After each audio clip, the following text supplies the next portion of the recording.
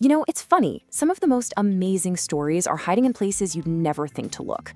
In the names of our food, the bands we listen to, even inside our favorite horror stories. Today, we're going to go on a little treasure hunt for some of that hidden knowledge.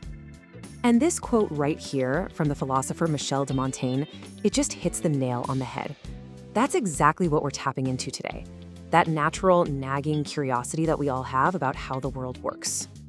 Okay, so let's get into it. Our guide for this journey is this absolute beast of a book, the Book of Unusual Knowledge. Seriously, think of it as a 704-page curiosity cabinet, and we're about to pry open a few of its most interesting drawers together. First up, we're heading straight for the kitchen. You would be absolutely amazed at the history and the science hiding out on your dinner plate. Turns out, our food has some stories to tell. I mean, have you ever actually stopped and wondered about it? Why do we call a dessert baked Alaska or a salad dressing Thousand Island? Well, the real stories are way more interesting than you'd probably guess. So, let's start with baked Alaska. Get this, it wasn't invented by a chef, but by a physicist all the way back in 1864. He was trying to prove a scientific point, that beaten egg whites are amazing insulators. So he basically created a delicious, flame-torched science experiment to prove it. And what about Thousand Island dressing? Nope, not just a catchy name, it is literally named for the Thousand Islands region up on the St. Lawrence River. The story goes that a famous actress back in the day, May Irwin, was served the dressing, she absolutely loved it, and her fame helped make it popular. Kind of like a little bit of early 20th century influencer marketing.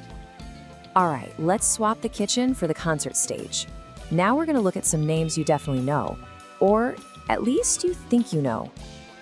Okay, take a look. The rebellious pop icon Pink. That's Alicia Moore. The legendary frontman of U2, Bono, his birth name is Paul David Hewson. And the iconic guitarist Slash, top hat and all, that's Saul Hudson. It's kind of crazy how a new name can help build a whole new persona, right? And it's not just the artists, it's the bands themselves. The name AC/DC sounds so electric and powerful, right? But it literally came off the back of a sewing machine.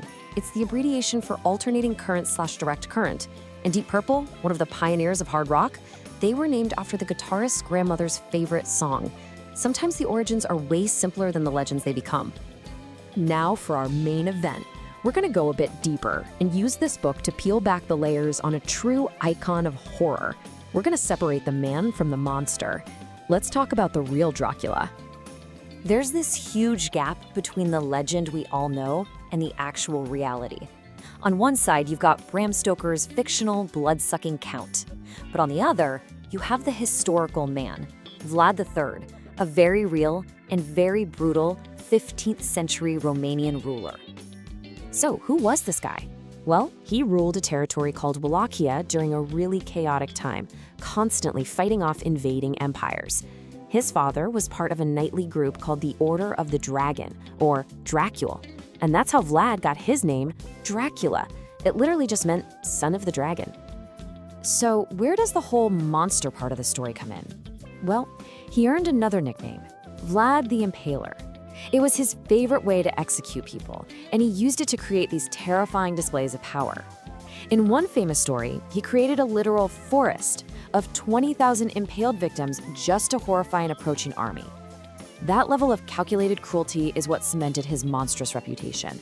And yeah, eventually inspired the vampire we all know today. So we've gone from food science to rock and roll trivia to the real-life Dracula. And believe me, we have barely scratched the surface of what's inside this book. I mean, this just shows you the sheer wonderful randomness of it all. One minute you're in 15th century Romania, and the next you're reading the secret history of Big Tex, the giant cowboy mascot from the State Fair of Texas. The book just jumps all over the place. It's fantastic. Seriously, everything we've covered today comes from maybe, 4 or 5 pages out of a 704-page book. There are entire sections on American landmarks, strange sports, animals, art, so much more. It's a whole universe of weird and amazing facts just waiting inside. The main takeaway here is pretty simple. That natural desire for knowledge we all have is totally worth feeding. The world is just packed with these incredible stories, and we've only opened the door a tiny crack today. If you want to dive all the way in yourself, the link to this book is in the video description. Thanks for joining me.